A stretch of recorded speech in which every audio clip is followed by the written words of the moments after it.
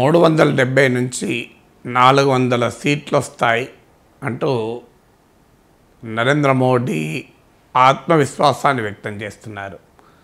So గత 2 ఎలక్షన్స్లో BJP number of seats పెరిగాయి. 2014తో పోలిస్తే 2019 పెరిగాయి.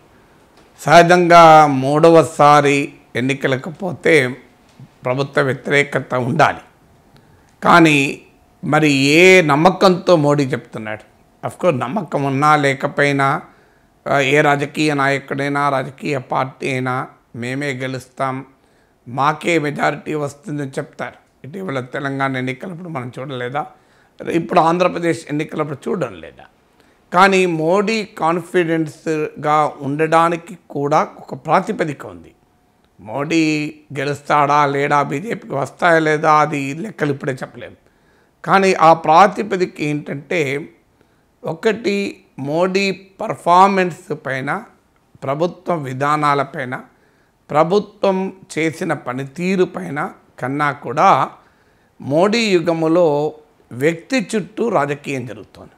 మోడీ అనే ఇమేజ్ను బిల్డ్ చేయడం ద్వారా ఒక రకమైన ప్రెసిడెన్షియలైజ్ ఎలక్షన్స్ క్యాంపెయిన్ నడుపుతోంది బీజేపీ. అందుకే మోడీ హైతో ముమ్కిన్ హై, అంటే మోడీ ఉంటే విశ్వాసం ఉంటుంది, మోడీ అసలు సిసలు రామభక్తుడు, మోడీ దేశంలో బలమైన నాయకుడు, మోడీ నాయకత్వంలో దేశం అంటే సురక్షితంగా ఉంటుంది, మోడీ చాలా పేదవాడుగా ఉండి ఒక ఈ స్థాయికి ఎదిగాడు, మోడీ చాలా కష్టపడతాడు. ఇలా మోడీ పర్సనాలిటీ కల్ట్ను ఈ 10-15 ఏళ్లలో బీజేపీ చాలా సమర్థవంతంగా పెంచుతూ వచ్చింది.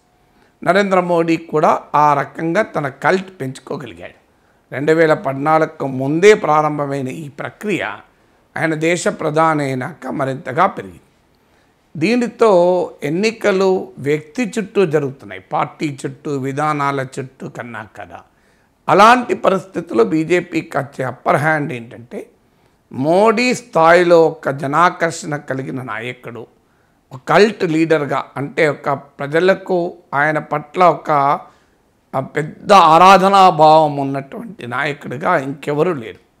సో ఇది మోడీకి వస్తున్న, బీజేపీకి వస్తున్న అడ్వాంటేజ్.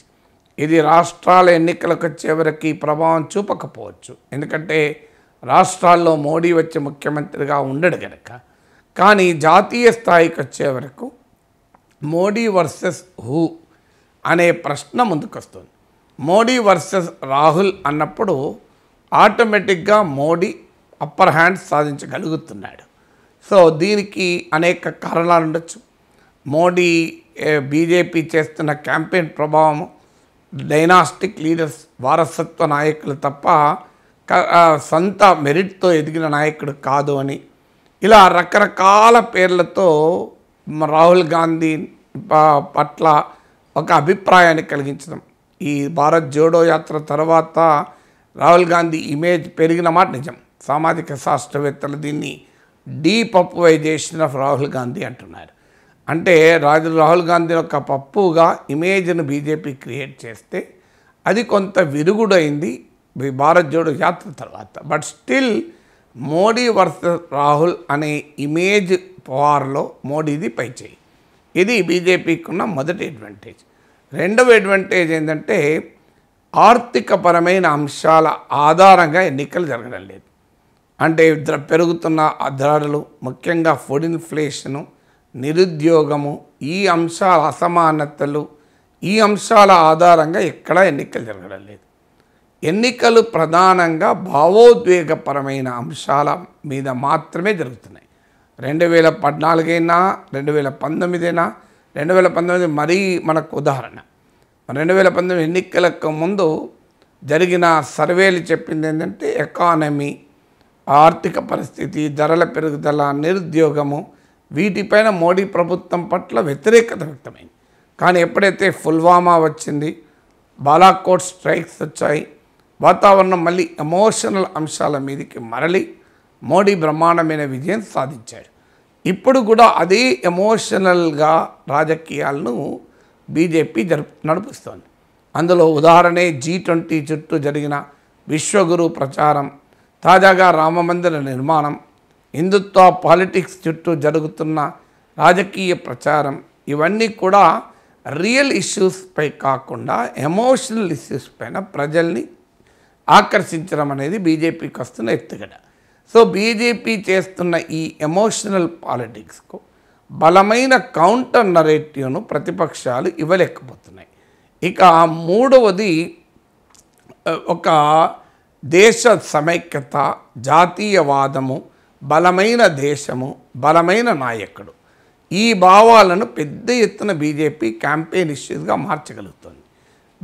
ప్రతిపక్షాలు అనేక పార్టీల కూటమిగా ఉండడం, ప్రతిపక్షాల మధ్య ఐక్యత లేకపోవడం, ఇవాళ చూస్తున్న కాంగ్రెస్, తృణమూల్ కాంగ్రెస్ మధ్య జరుగుతున్నది. పంజాబ్లో, బెంగాల్లో ఇప్పటికీ ఇండియా కూటమిలో చీలికలు రావడం, రాహుల్ గాంధీ పైన, కాంగ్రెస్ పైన మమతా బెనర్జీ విమర్శలు, నితీష్ కుమార్ వెళ్ళిపోవడము, ఇలా ఒక విపక్షాల అనైక్యతలతో కూడిన విపక్షం వర్సెస్ ఒక బలమైన భారతీయ జనతా పార్టీ, బలమైన నాయకత్వం కలిగిన భారతీయ జనతా పార్టీ, ఈ కంపారిజన్లో కూడా మూడవది బీజేపీకి పై చేస్తుంది.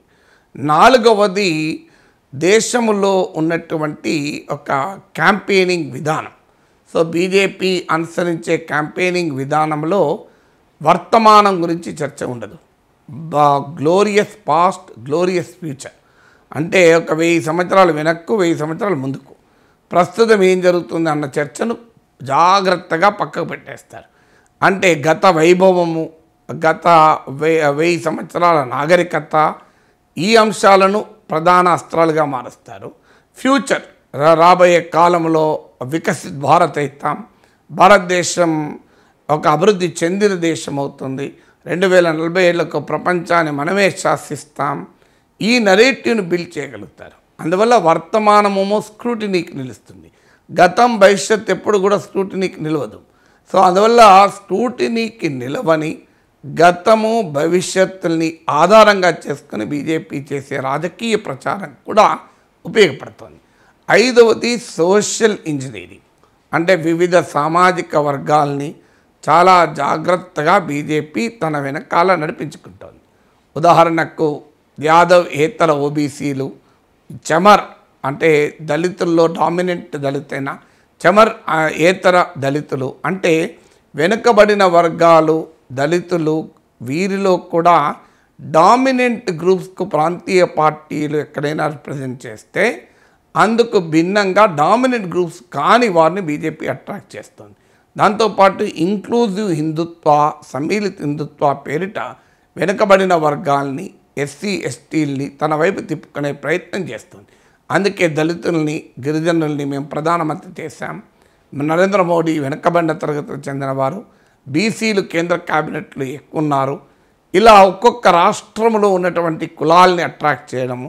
ఇప్పుడు ఉదాహరణకు కర్ణాటకలో లింగాయత్లు, అలాగే మీకు బీహార్లో most backward communities, upper caste, ఇలా ఒక బ్రాడర్ సోషల్ కోalitionలను వివిధ రాష్ట్రాల్లో నిర్మించడం ద్వారా సోషల్ ఇంజనీరింగ్ అనేది కూడా ఒక ముఖ్యమైన విషయం.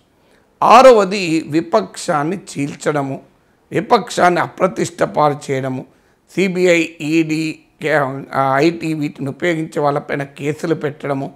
నితీష్ కుమార్ను ఇప్పుడు తమ వైపు తిప్పుకున్నారు.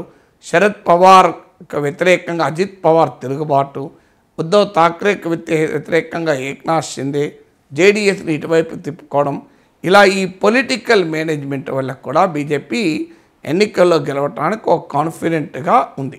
అందువల్ల చాలా తెలివిగా తన విజయాన్ని మ్యానుఫ్యాక్చర్ చేస్తూ, మ్యానిపులేట్ చేస్తూ ఉంది కనుక మోడీ అంత కాన్ఫిడెంట్గా మేము గెలుస్తామని చెప్తున్నాడు.